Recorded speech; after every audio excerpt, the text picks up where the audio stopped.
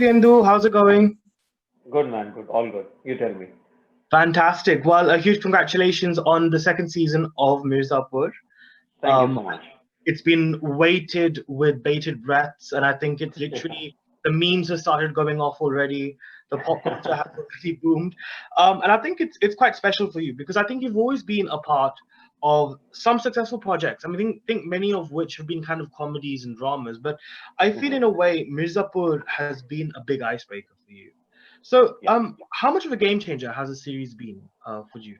For you? Yeah, a big one. I think every actor or every artist wants to give, wants to show rather what kind of artillery he has, of whatever, talent or so it was very important for me as an artist to show people something which is very different, which is not the usual boy next door, chocolatey, happy-go-lucky guy. So got the opportunity. Feel really fortunate that I got this, grabbed it by both my hands, and I'm just so happy that people responded so nicely and so beautifully. Sure. And how has doing a meaty and heavy role like Munna opened more doors for you? It's the perception which widens, and you as an actor, you always believe in yourself, and rather more than in yourself, in your training, that you've been trained in a certain way that you can pull off different characters. But I think for especially for filmmakers, it is very important when you actually do something and show them that you can also see me in a different light, and so now they approach you with different kind of stories also. And luckily for me, because my first film and Mirzapur, it's almost North Pole and South Pole. So Yeah, they have that kind of a thankfully that confidence me that I can pull off different characters. right. Uh, and yeah, not complaining, enjoying. Definitely. In fact, the first season of Mirzapur left us on a very high and shocking turn of events. I mean, I really wasn't Right. expecting that ending, Right. especially with what happened with Bina as well. I was like, what? Right. So I think, given the fact that as well, your character Munna was quite fierce and furious and almost seeking validation from his father, Right. and was quite power crazy in a way as well. In what way does that trait continue in season two? Uh, so to say, I mean, the DNA remains the same of Munna, but yeah, but on exterior you would see a much more matured guy, because it's a story of aftermath. So he has gained that kind of respect in his father's eyes, and he's, like I said, he's much more matured. But yeah, from inside he's that same one now who's always angry, and he still is very restless. His aim is to go for that throne of Mirzapur. But yeah, you would see very different shades of Munna this time, which I got really excited while reading the script. You would see him as someone who's very loving and caring also. But I'm not going to tell you too much about it. But yeah, you're going to surely see and hopefully enjoy it. And it's great as well because before I felt like the first season was quite drenched in machismo and like a lot of like masculinity. But now we've kind of got Shweta Tripathi's character, which is now going to be emerging and seeking vengeance for her sister. So I think that's also a Mhm. very interesting twist Definitely. on the series too, right? Definitely. Like I said, it's a story of aftermath. So all the characters have matured in a way. Some are bruised, badly bruised, and they would want to come and go for that revenge. Yeah. Uh, and some would want to contain that power again. So yeah, it's going to be a beautiful clash of ideologies again. Wow, great. That sounds really exciting.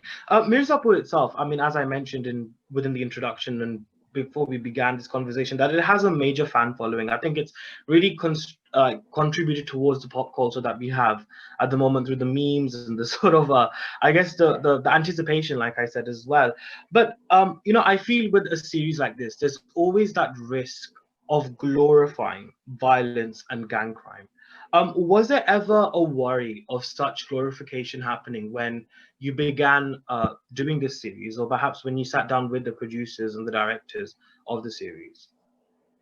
So that's why, Anuj, this second season is so much important. where you see all these characters romanticizing few things in season one, the power and the politics and the guns and everything. But you see how it ends for everyone, and it was a pretty dramatic end for a lot of characters. And that's Mm, why the season two is so important, that you don't only get you don't romanticize these things, because the end result of all these things, it's always, it's going to be very sad. mm, So yeah, but having said that, I always believe that cinema and society, there are two mirrors sitting in front of each other. So you don't correct. know who's reflecting who. So yeah, these kind of things, they do happen outside. Also, these kind of things can uh, be celebrated in a wrong way. But yeah, but the whole aim is to show people that these things are not going to take you very far. Right. And I think it's also interesting because we've had several gangster narratives dominate Mhm. the Indian digital space. I mean, before Mirzapur, I think we had Sacred Games, and now we have Mirzapur. So why Yeah. do you think filmmakers are very keen on presenting such narratives? I think it's just the flavor of the season, man. It's people are just liking it right now. I mean, after this, they're gonna be fantasy genre. They're gonna be dysfunctional families, and it's just the flavor of the season. It's at the same time, it's very interesting that things you can relate to, but at the same time, it's very interesting things you can't relate to. So violence is one thing which it's like that sin you want to commit, and you don't even want to tell yourself, you want to exercise that kind of power, because when morality goes out of the box, you feel certain kind of freedom. So Right. it's almost, I almost see these gangster and these dark stories as almost fantasy stories, where you would want to do something like that, but you see those characters playing that, and suffering in a way after that, and you go and you tell yourself, "Okay, it's better I'm sitting in my home, and carry on with the normal life, because no matter how heroic they look, it's not gonna Mm. end too well for them ever." Right. I think it's interesting you mentioned that because I remember we spoke over the phone. I think it was a group interview that we did actually for the Mhm. first season of Mirzapur. Okay. And I remember you mentioned to me saying that, there's some aspects of Munna that kind of stayed with you after you played him on screen as well. Was this a similar kind of thing that happened with you in the second season as well? No, this time I was much more aware of what Munna can do to me. So I was always keeping it a little, at bay. Really? When it comes to playing the character, I was much more informed the kind of, implications a character can have over an actor. So thankfully, the journey wasn't that difficult this time. But it's always when Mirzapur is about to start, I'm always very very excited to to go out there, perform like Munna, do different stuff. But yeah, by the end of it, I'm always praying that God just end it. Because at times it gets so dark, it's so deep that you would want to come out and for that fresh breath of air, and because it gets really dark, and it does get really dark at some time. Really? So what do you do to kind of break away from that darkness then? It's I mean, there are exercises, there are acting exercises where you have to release the stress, and you do your stuff, and after pack up, we all meet, we all chill, relax, having a drink or two, having do have a small talk, chit chat here and there, and just uh, just tell yourself that it's just for fun, it's just for fun, because it's like I said, when it comes to power, it's very very addictive. If you Mm. would want to feel all that powerful, as a human being, but yeah, it can just suck you, and you have to be really really careful, man. Yeah, absolutely. I completely agree with you on that one. You have to really try and separate the two, and I think that's the biggest challenge for any actor, I think. Yeah. But I think aside from Mirzapur, Divyenndu, it's been quite a great time for you as well because you've done a lot of work on the Hmm. OTT, especially recently with projects like Badnaam Gali, Right. Kantiye, and Shukranu, I believe as well. So, Yeah. how much of a savior is it to have the digital space? Explode the way it has, especially for actors like yourselves who perhaps haven't got that due credit that they deserve in cinema. So, how much of a blessing is it, would you say? Definitely, it's a big blessing, and it's much more democratic, this whole platform, where, filmmakers are much more courageous. You don't have the weekend figures to go, you don't have to break even, you don't have to cast a certain name because you have a certain commercial liability. It's the fact that this whole thing works on merit here, because at the end of the day, Mirzapur and a show like Game of Thrones gonna be just a click away.